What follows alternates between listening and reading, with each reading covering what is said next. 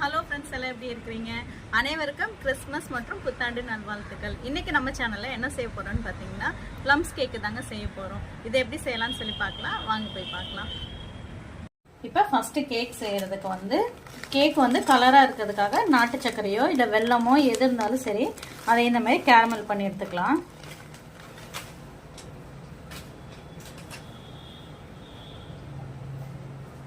இப்போ பாருங்க, வெல்லம் நல்லா இந்த மாதிரி உருகி வருது. ஃபர்ஸ்ட் எடுத்தோன்னே தண்ணி ஊற்றிடக்கூடாது. இதை நல்லா கொஞ்சம் சூடு பண்ணி நல்லா உருக விட்டுருங்க.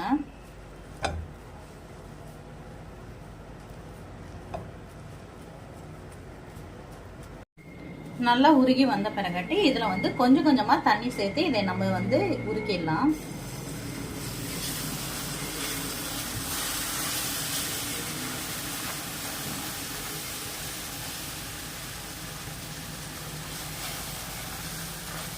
இப்போ பாருங்க, நம்மளுக்கு நல்ல ஒரு கலர் வந்துடும்.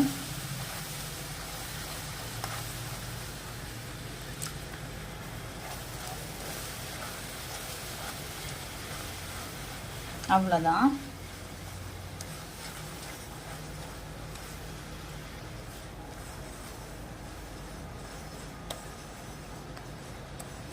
இதில் கொஞ்சம் கல் தூசி எதனாச்சும் இருந்ததுன்னா இதை நல்லா ஃபில்டர் பண்ணி எடுத்து வச்சுக்கோங்க.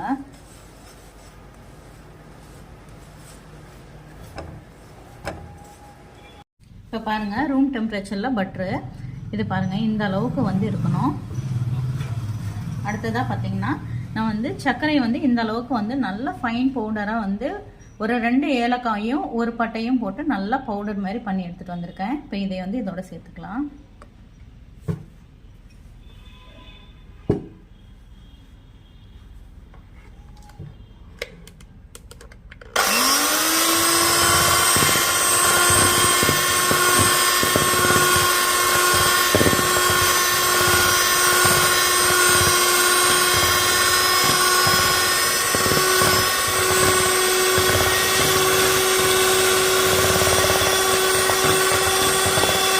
பாருங்க, இந்த பட்டரை நல்லா க்ரீமியா நம்ம பிளெண்ட் பண்ணி எடுத்தாச்சு. இப்போ இதோட நான் 3 முட்டை சேர்க்கிறேன். ஒவ்வொன்றா போட்டு நம்ம பிளெண்ட் பண்ணி எடுத்துடணும்.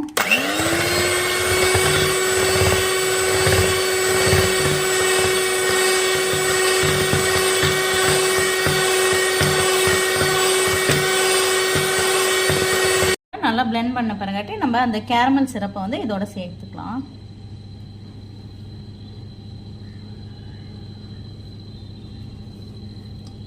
சேர்த்துட்டு இதையே ஒரே ஒரு வாட்டி நம்ம திருப்பி விட்டுடலாம்.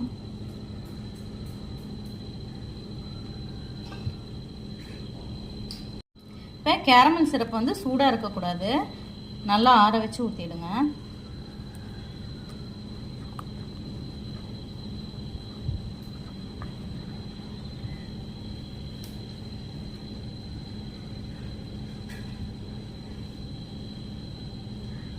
இப்போ 1/2 டம்ளர் பால் சேர்த்துடலாம். இதோட 1 கப் அளவுக்கு மைதா மாவு நம்ம சேர்த்துக்கலாம். நம்ம பிரியப்பட்டாக்கா கோதுமை மாவு சேர்த்துக்கலாம். இதோட பேக்கிங் பவுடரு, பேக்கிங் சோடா சேர்த்துடலாம்.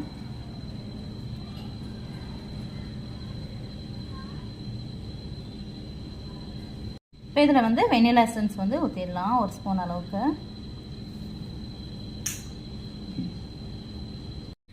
இப்போ நம்மளுக்கு பிடிச்சமான பழங்களை இதில் சேர்த்துக்கலாம். நான் பேரிச்சம்பழம், டூட்டி பூட்டி, கிரேப்ஸ் எல்லாத்தையும் இதில் நான் சேர்த்துருக்கிறேன்.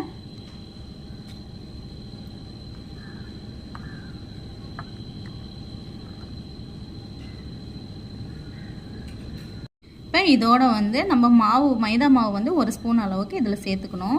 இல்லைன்னா இதெல்லாம் அப்படியே கீழே போய் தங்கிக்கும். அதனால் இதை 1 ஸ்பூன் அளவு மைதா மாவு போட்டு இந்த அளவுக்கு நம்ம மிக்ஸ் பண்ணி எடுத்துடலாம்.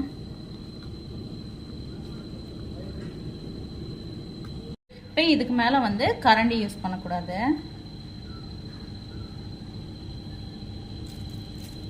விஸ்க் வச்சு தான் நம்ம மிக்ஸ் பண்ணணும்.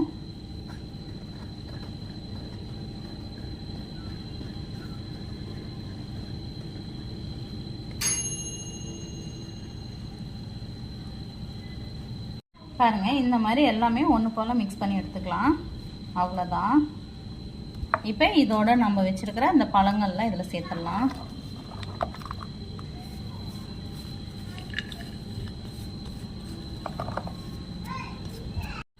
இப்போ இதுக்கு மேலே மைல்டாக தான் மிக்ஸ் பண்ணணும்.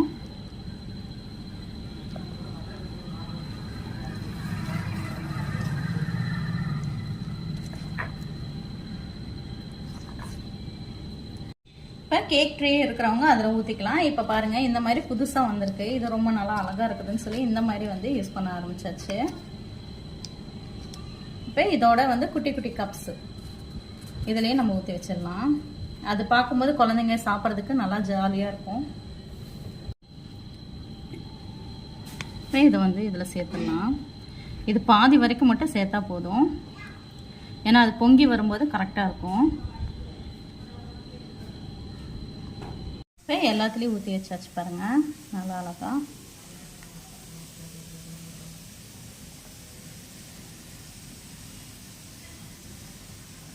அவ்வளோதான். இதுக்கு மேலே போய் பேக் பண்ணிடலாம். இப்போ 180 டிகிரியில் 10 நிமிஷம் நம்ம வந்து வச்சு எடுத்துடலாம். பாருங்க, 10 நிமிஷம் கழிச்சு நல்லா ஓரளவுக்கு வந்து நல்லா பொங்கி வந்துருச்சு. நம்ம திருப்பி வந்து ஒரு 15 நிமிஷம் போல் வச்சுக்கலாம். இப்போ வந்து சின்ன கப்பெல்லாம் வந்து சீக்கிரமாக பேக் ஆகிடும். அந்த பெருசுக்கு மட்டும்தான் வந்து 45 மினிட்ஸ் ஆகும். மீதியெல்லாம் வந்து அரை மணி நேரத்துலேயே நம்மளுக்கு பேக் ஆகிடும். இப்போ பார்த்தோம்னா கேக் வந்து நல்லா ரெடியாகி வந்துருச்சு. கேக் வந்து வெந்துருச்சான்னு பார்க்க இந்த மாதிரி ஒரு கருவேப்பிலை குச்சியை வச்சு நம்ம இப்படி பார்க்கும்போது குச்சியில் வந்து ஒட்டாத வந்துச்சுன்னா கேக் ரெடி ஆயிடுச்சுன்னு அர்த்தம். பாருங்க, நல்லா அழகா சாஃப்டா ரெடி ஆயிடுச்சு. இப்போ இதை வந்து நம்ம பீஸ் போட்டுடலாம்.